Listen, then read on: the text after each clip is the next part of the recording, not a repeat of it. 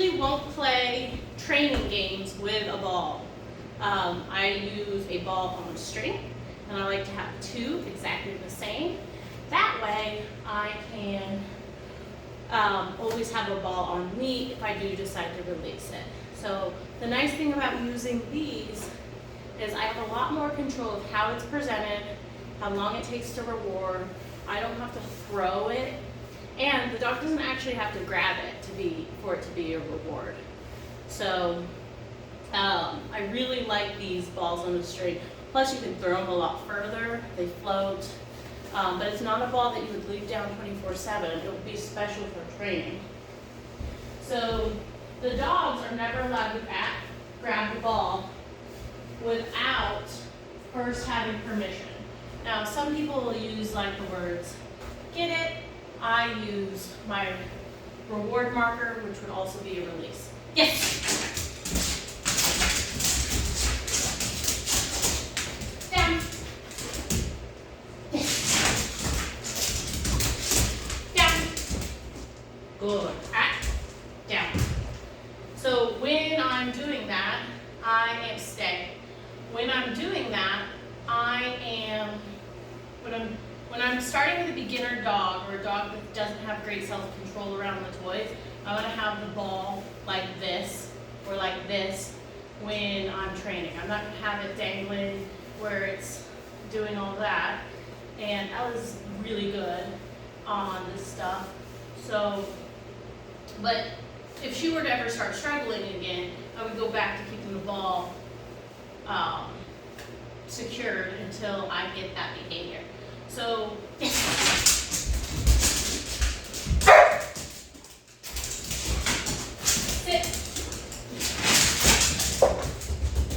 Good girl. Good girl.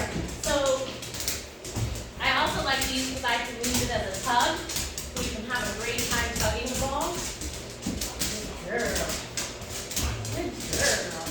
I can use it for fetching. It's a really versatile tool. Good job. Good job. Good job. So tug is a really big reward for dogs. Good girl. Leave it. Leave it. Down. Down. Stay. So when we are working on training with ball or a dog that's super highly motivated like this dog, there's a couple of things down to keep in mind. High drive dogs will work really hard for a ball, harder than they have the skills to do so. So what I mean by that is if you stretch, you can build a lot faster with a ball if they're super toy motivated. The problem with that is the dog might not have the self-control built in to keep up with that. So you've heard a little bit how she's barking when she misses the ball. That is frustration. So if I build the obedience too far, too fast with a ball, I'm going to end up with a dog that's frustrated in obedience. Maybe they'll bark when they're in a downstay. Maybe they'll bark in the heel. Maybe they'll even, you see this more with German Shepherds, but maybe they'll even redirect and bite at the handler if they take too long to reward. Those are all signs that you've pushed the obedience too far, too fast with a ball. So I don't start off with these really long stays like you're seeing me do with her today.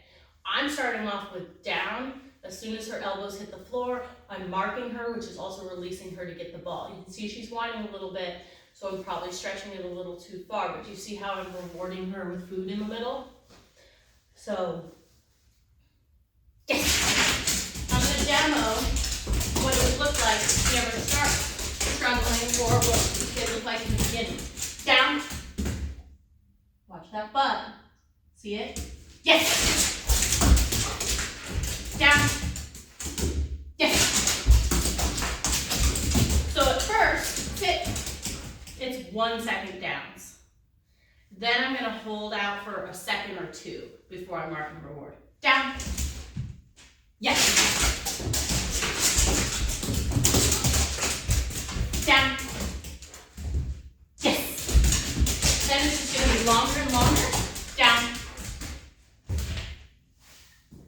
Yes. Good girl. So I didn't let her grab it. I did let her grab it. Good girl.